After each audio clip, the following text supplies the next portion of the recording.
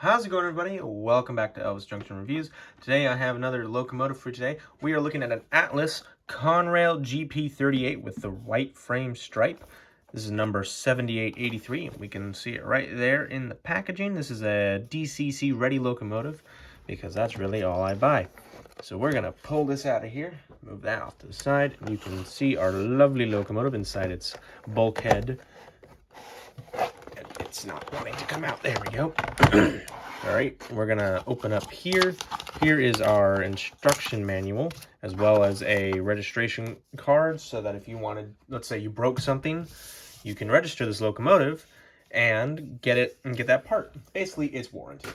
But we're gonna throw it off to the side. Here is our exploded diagram of said locomotive. Not as many parts, but that is an Atlas locomotive, so it does have detail.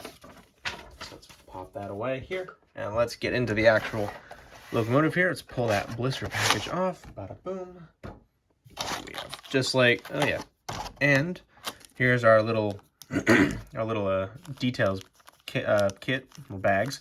We have two sunshades and those stoppers that go at the bottom of the locomotive when we unscrew it. Let's pull it off there. There's a little foam piece to keep the two plastic side walls from bending in on each other. We're gonna pull those off to the side. Let's move them here. And we need our screwdriver. So I'm gonna see if I can actually do this on camera. I don't know if I can. Oh, yes, I actually can do this. We're gonna unscrew those screws right there. There's two screws. One in the top left right here. I think that one's fully unscrewed. And there's one right here. Yeah, unscrewing action. Well, I don't need that anymore because the locomotive, oh crap, is out. Okay, well, I'm gonna have to put these in there now. Hold on a minute. All right, you know what? Anyway, but here's the locomotive. I'm gonna get back to you here in a minute. I need to put these screws back in their holes so I don't lose these.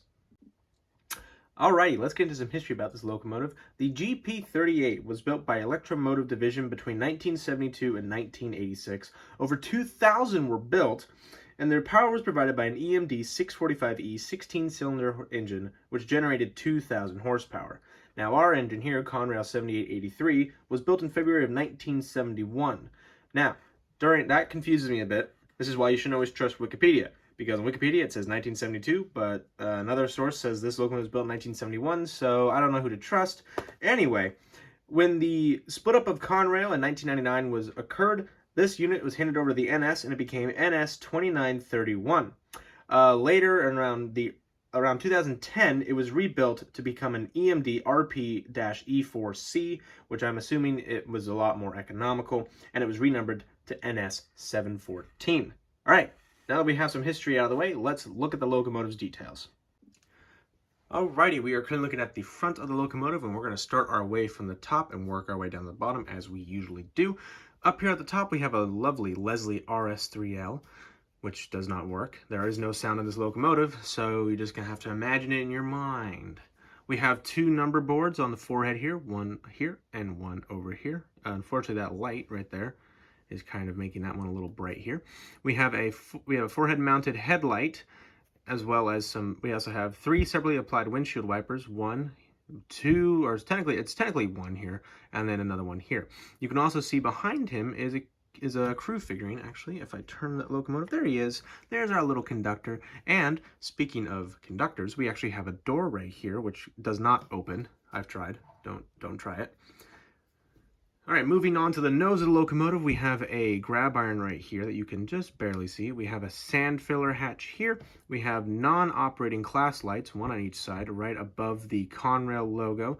We have more grab irons, two on this side and one on this side here. We have a step stool. It's not really a step stool, but let's say if you had another locomotive hooked up to this is how you could get across without falling in the gap that is left when you hook up the two locomotives. We have an MU hose adapter right here. I believe that's what that is. We have some step ladders that are right on either side. You can't see them right now, but we also have some stepladder handles here, two on each side here, and they lead up to, they're made of plastics, which means they're a bit flimsy. but that doesn't matter anyway. Working down to where the coupler is, we have a snowplow here, along with MU cables, 3 on each side. We have the coupler cut bar right here, as well as the Atlas coupler here, and an air brake hose. All right, we're going to move on to the rear of the locomotive now. Alrighty, here we are on the back of the locomotive.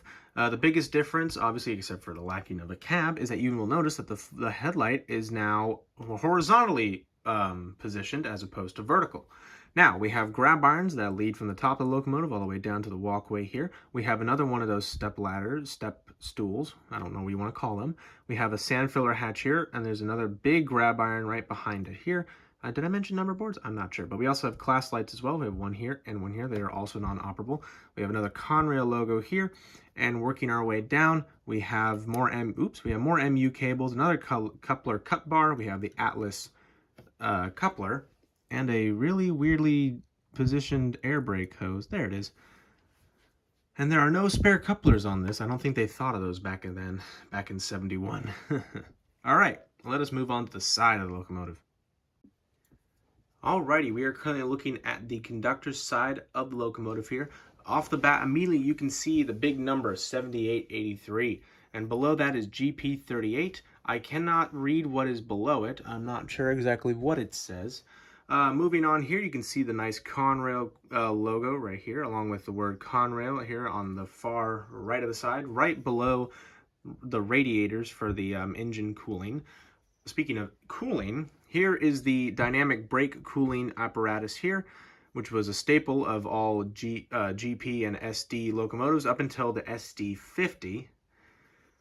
And right in between, here's the dynamic brake fan right here, and then there's 2 exhaust ports on either side because you have to keep in mind that the engine is right in that compartment there. Here is our fuel tank. Looks very nice, has nice details. We have our air tank for the air brakes. We have a bell right here that you can just barely see. And look at the trucks. You can see the brakes for the actual trucks, which is very impressive, and it's a very big noticeable feature right there. All right, so let's, oh yeah, and there's a few chain holes right here for you to lift the locomotive up when you were doing maintenance.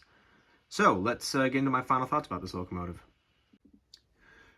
So my overall thought about this locomotive is good. It looks great, it runs great. You'll see a video of this in the future. But the only issue I did have with it is that some of the parts were a little loose, so I had to glue them back on, which again is not a big issue, but it's definitely an issue. Now I bought this locomotive off of Lombard Hobbies back last year, and I paid around $125 for it. That's minus the shipping. Now I recommend Lombard Hobbies because they have a great selection of not only rolling stock, but also locomotives and figures and accessories, scenery, and all that, and track as well.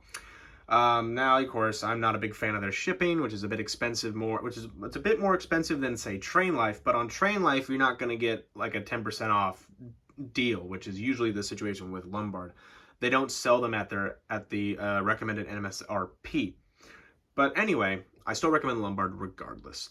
So, thank you very much for watching. If you enjoyed, please hit that like button and also subscribe if you have not. More videos to come in the future, and I will see you guys in the next video. Bye for now.